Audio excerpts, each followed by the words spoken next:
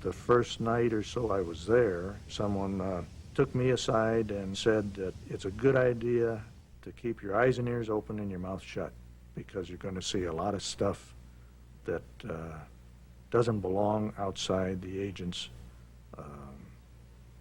information. We protected him readily with our lives if we had to. But there were times when he would go into private gatherings and private activities where I felt that he opened himself to danger, to hazard, and things that weren't very mildly not becoming the President of the United States, to say the least. He was like a rough-cut diamond you just dug out of the dirt. If you cut it or strike it, you see one facet which makes you want to go out and fall under a car for him and love and admire him. And you see another facet that would make you not want to ever associate with him off the job in a bar or a restaurant or spend time, certainly not let him babysit your sister. Fiddle and Faddle joined the Kennedy campaign in Los Angeles, and after he was elected, they were assigned to work in the White House, but it became apparent that they were there to be scooped up and taken into the pool at noon with JFK, and the term we heard, they would go skinny dipping with Jack, and they appeared to be the sole afternoon entertainment for the president. And occasionally one of the White House staff members would take one or two of them upstairs when the president was up there. But this never happened when Jacqueline Kennedy was in town or when she was in the White House. One time, warning didn't come to the White House that Mrs. Kennedy was actually on her way. And just in the nick of time, the agent in charge was able to run into the pool and warn the president. And the door opened and people scattered. And as he ran out, he was holding a Bloody Mary in his hand, and I happened to be on the post there, and he said, "Here, take this." He didn't know what to do with it, and so I took it, and upstairs he went, and everybody parted, and everybody left, so that she didn't know. I never, in my real mind, figured that for the 2 years I was there that she really didn't know what was going on. It would have been impossible, but strange situation. It was Camelot. You don't rock the boat. Many people came to the White House who did not know who they were. He had a tendency to surround himself with ladies sometimes that were a little worrisome. These women were of questionable character. Most of the other Secret Service agents and myself were worried about the fact that the Russians or communists or any people like that could bring in a ringer, so to speak.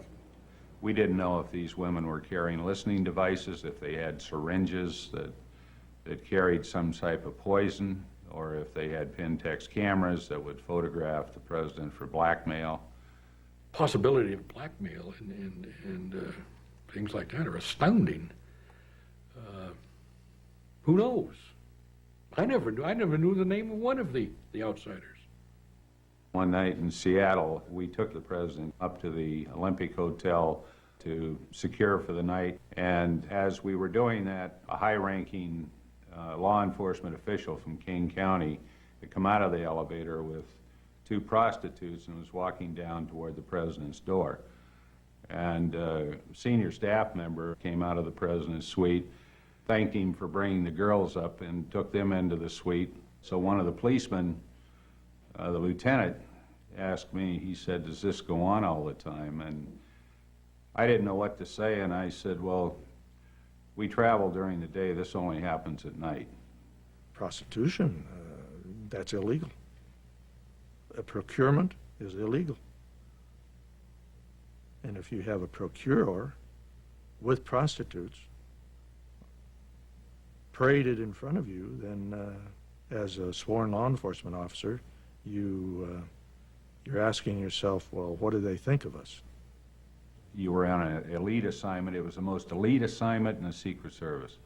And you were there watching an elevator or at a door because the president was inside with two hookers. And this continued constantly. It was just not once every 6 months, not every New Year's Eve, but it was a regular thing. And I remember one time I was with the president in Honolulu. During that trip, he went to Battleship, Arizona, and a few other things. The president arrived at the residence about on time. I'd say within 10 minutes, a staff member arrived in a car escorting 2 ladies, and they marched in the house also. This was sort of the usual routine in many stops. And a colonel of the Marines turned to me and said, who are they? And I turned to him, I said, well, they're secretaries, and I assume there's some work the president wants done this evening. We protected the president in many different ways. But the Honolulu episode made me angry. It did make me angry. We're talking about the President of the United States. And I'm not a holier-than-thou guy, but he just shouldn't be doing this in public like this. There was no regard for who was there. The Marine colonel was there. He knew what, what's going on. Other people were there. The Navy people were in the house. Cooks were in the house. He's the president. He's the boss. I didn't like it, but what you going to do about it? Nothing. The concerns of the Secret Service went beyond the dangers that prostitutes might pose. The agents learned that the president was using dangerous medication. While I was working at the White House, there was a doctor, I believe his name was Jacobson, who we used to call Dr. Feelgood. He'd periodically come to the White House with a case full of medications that possibly could have been harmful. Dr. Max Jacobson had a loyal following among celebrities in New York and Hollywood. He injected his patients with what he called vitamin shots that boosted their energy and confidence. We learned that Jacobson would inject himself too. So sometimes when he came to the White House, his speech was slurred, and he was going up to the floor or go into the pool room to give the president a shot. We assumed because he was a doctor and had permission to go to see the president that it was okay for him to go in. Someone took out a sample of what he was giving the president, and the sample mysteriously got to Bobby Kennedy, who had it analyzed, and it turned out to be amphetamines. Official logs show that Dr. Jacobson made more than 30 visits to the White House. Of course, both Russia and the United States at that time had the thermonuclear bomb. And if the president turns around and starts having hallucinations, he was one reach from the red phone on his desk when he was taking these injections. In fact, when he was meeting Khrushchev at the summit meeting, Feelgood went with him expressly to keep the injections going to the president. The president depended on Jacobson during his first summit meeting with Khrushchev, and he continued to depend on the doctor's treatment through some of the most difficult periods of his presidency. Both Robert Kennedy and the official White House physician Janet Travell tried to convince the president he should stop seeing Jacobson, but they failed.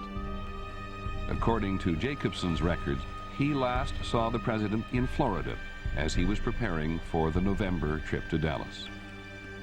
Max Jacobson's medical license was revoked in 1975 after one of his patients died from acute amphetamine poisoning.